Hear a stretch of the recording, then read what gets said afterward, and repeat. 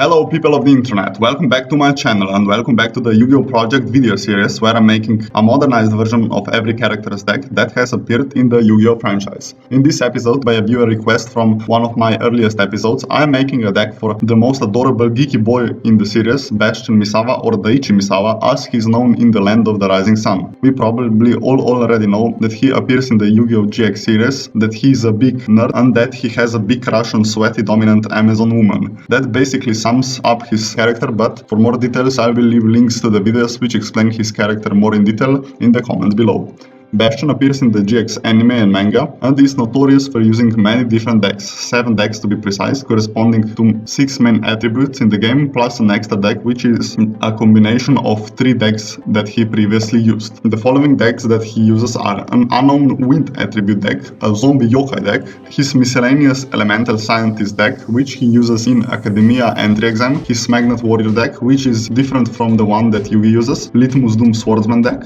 a chemical deck, and the 7 deck which is a mashup of 3 preceding decks. And in this episode I will cover his Litmus Doom Swordsman deck. As the name implies, this deck is focused around Litmus Doom Swordsman, an interesting ritual monster which encourages heavy trap use as it is immune to trap effects and also cannot be destroyed by battle. So the deck basically focuses on summoning Litmus as fast as possible and then locking our opponent out with millions of trap cards and then beating them down with Litmus. The deck was not the easiest to make as it was either inconsistent or very weak in the 40 card version, so in the end I settled on a 60 card deck which actually works wonders in my opinion. This deck will also be constructed according to the 6 deck building rules of the Yu-Gi-Oh! Project, and before we get to the deck profile, please like this video, subscribe to my channel and tell me in the comments below what do you want to see next.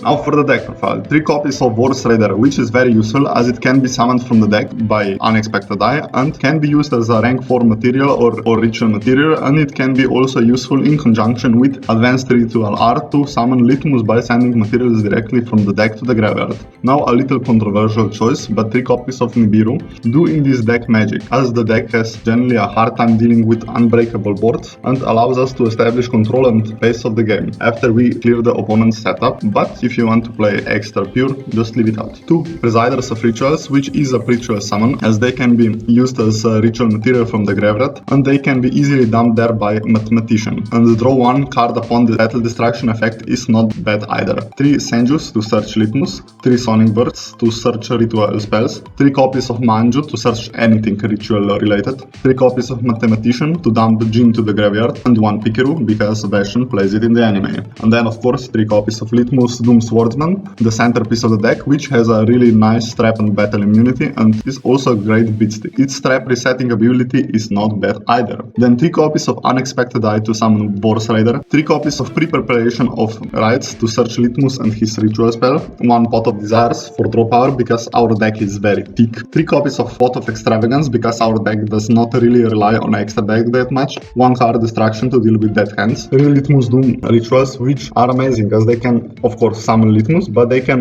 recycle Litmuses along with themselves from the graveyard and also gain us an additional draw. Then 3 copies of Advanced Ritual Art to summon Litmus if we don't have enough tributes at hand, 3 copies of Ritual Cage to protect Litmus from monster effects, 2 torrential tributes to wipe the board and because Litmus is immune to all traps and is consequently not destroyed by it, 2 There Can Be Only One to control the game and because our deck runs so many different types that this card does not hinder us at all, 3 Crackdowns to steal opponent's monsters and use them as a link or ritual materials, 1 Spirit Barrier because Bastion uses it in the anime, 1 Imperial Order to lock opponent out of spells in the late game, 2 copies of Unending Nightmare to deal with annoying field spells and other majorly annoying face-up back row, 1 Skill Drain which basically wins us the game if we have a face-up Litmus as he's unaffected by it, 2 Solomons to negate everything, but you can replace those with 2 copies of Impermanence, but Solomon in my opinion works a little bit better in this deck. And finally an underrated trap, 2 copies Curse of the Forbidden Spells which can prevent opponent from using their crucial spells and basically wins the game against some decks. Imagine zombies without Zombie World for example. In the side deck there are some cards that Bastion plays in the anime in his 7 deck, but all of this I will use in the upcoming Bastion episodes and their respective decks that suit those cards better.